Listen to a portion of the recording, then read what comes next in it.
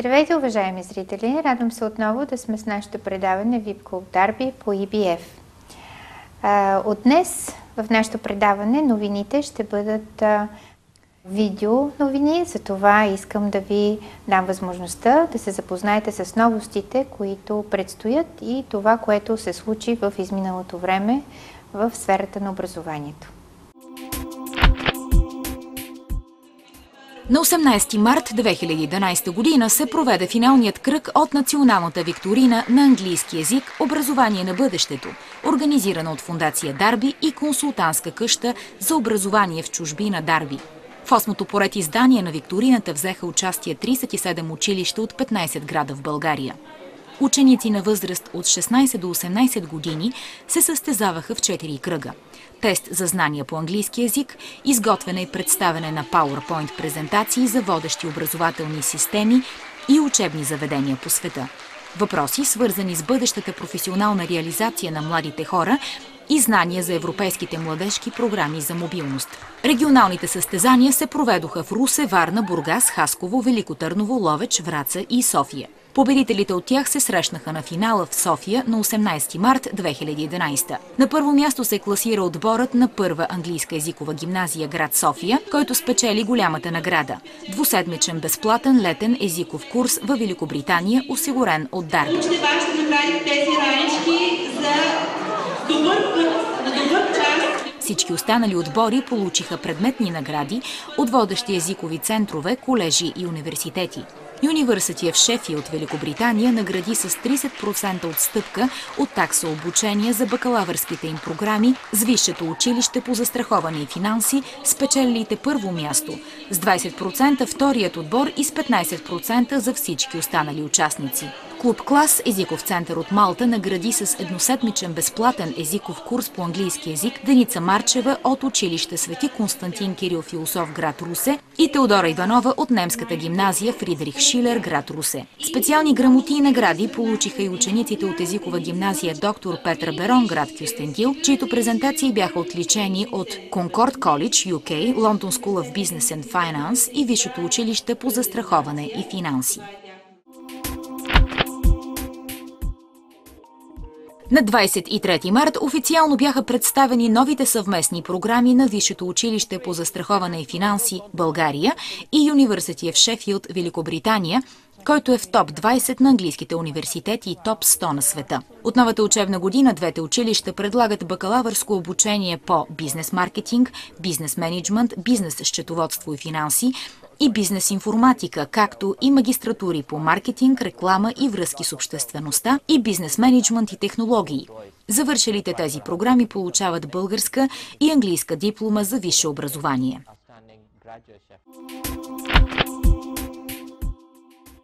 Институто Европео ди Дизайн чрез консултантска къща Дарби обявява конкурс за 36 стипендии за международни студенти, обучаващи се по бакалавърски програми в кампусите на университета в Милано, Рим, Торино, Каляри, Венеция, Мадрид, Барселона и Сао Пауло. Участниците могат да са на възраст между 18 и 28 години и трябва да изпратят проектите си най-късно до 10 май 2011 година. Институто Европео ди Дизайн е основан през 1966 година. От началото на своето съществуване и до днес той възпитава креативност и затова все повече и повече компании търсят брилянтните проекти, предлагани от неговите студенти и изследователският му център. Благодарение на установените взаимоотношения на института със света на бизнеса, всяка година около 100 компании участват в обучението на студентите. Повече информация можете да получите в офисите на Дарби в цялата страна. Институто Европео ди Дизайн и Институто Марангони, най-престижните европейски университети в областта на модата и дизайна, представят новостите за 2011-2012 учебна година и топ програми по дизайн на 12 април 2011 от 18 часа в Дарби Колидж. Fashion Day за всички, които се интересуват от обучение по мода и дизайн в най-големите модни столици, съпътствано от модно ревю на дизайнерски тоалети от Америка. В процеса на обучение и на двата института са включени известни практикуващи дизайнери, експерти по маркетингови проучвания, модни консултанти, професионални фотографи, предприемачи и модни издатели. Всички те съчетават работата си в офисите с студентските аудитории и споделят своя богат професионален опит.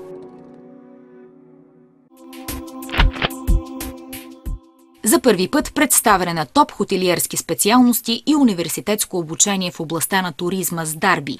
На 28 април 2011 година в елитен бизнес хотел в София се представя пътя за успешна кариера в туристическата сфера в Швейцария, Кипър, Холандия, Испания и много други страни.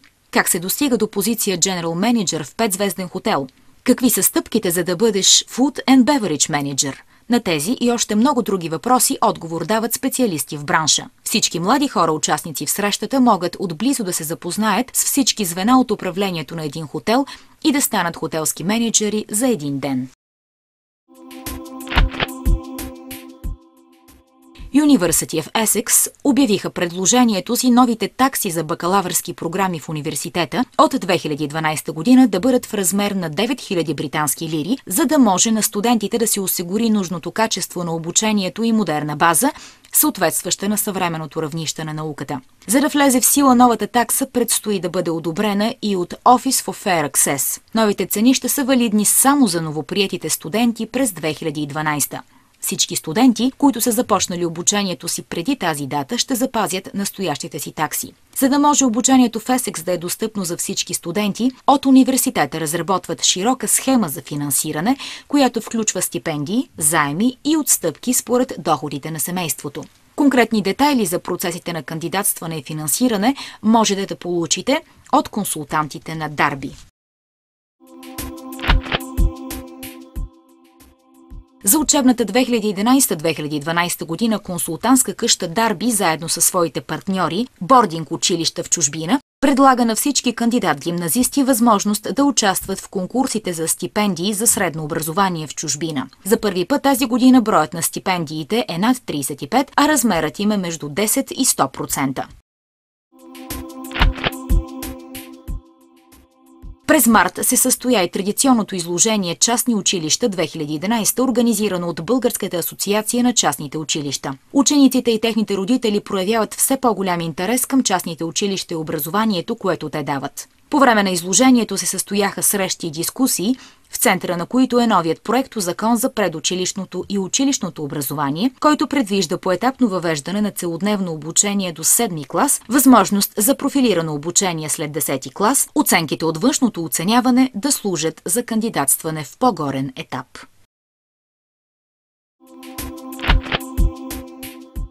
Днес на гости в нашото студио сме поканили моя колега Франциско Бустос, който е дошъл специално от Великобритания, за да се срещне с родители, с бъдещи негови възпитаници, за да изберат образованието на Великобритания, да изберат средното училище на Великобритания. Но както видяхте в нашия видеоанонс, нашето правителство предстои да гласува и да се коментира в Народното събрание новия закон за образованието, където също е залегнало да имаме двустепенно образование, тъй като децата могат да учат от 8 до 10 клас, а след това от 11 до 12 клас да бъдат профилирани. Това отдавна вече е традиция в средното образование на Великобритания. И затова днес исках така да поговорим с моя колега Франциско Бустос по повод на това как работи тази система, как децата избират своето учебно заведение, какви са възможностите те да се движат от едно училище на друго. Но нека да кажа добър ден и здравей, Франциско. Добре дошъл при нас. За кой път идваш ти в България? Кой е този път, който ти посещаваш нашата държава? Това е моят 10-ти път, в който посещавам България. Ето, в годините, в които вие сте се срещали с нашите ученици, какво е направило впечатление? Как са подготвените? Мисля, че нивото на подготовка и нивото на английски език са много добри, защото много ученици ходят на летни училища в Англия. Виждал съм наистина много българи през лятото в Англия. Когато идвам тук на място, аз отново виждам, че нивото на английски е наистина добро. Образователното равнище като цяло е доста високо. Обучението по математика, например, е много добро в България. Природните науки също поддържат високо ниво и като цяло учениците са много, много добри. Благодаря за тази оценка, но може би и ти си забелязал, че това, което липсва на нашите млади хора, е това да се ориентират професионално, по-рано да се ориентират професионално. И може би за това, нека да тръгнем от там, да видим как системата на Великобритания успява да ориентира младите хора какво да учат и как да учат.